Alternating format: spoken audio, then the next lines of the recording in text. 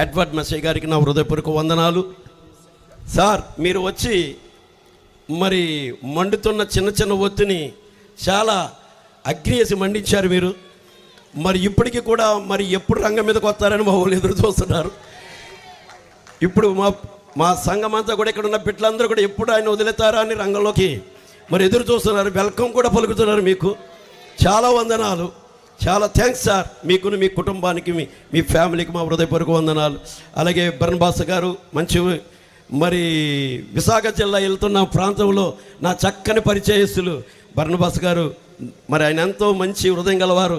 ఎప్పుడు నాటి వెళ్ళినా నన్ను ప్రేమతో హత్తుకుని చేర్చుకుని మంచి సహోదరులు, స్నేహితులు.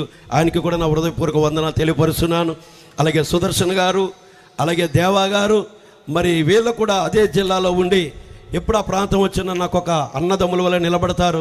వారిని ఎంతో ప్రోత్సహించి వారి పరిచయం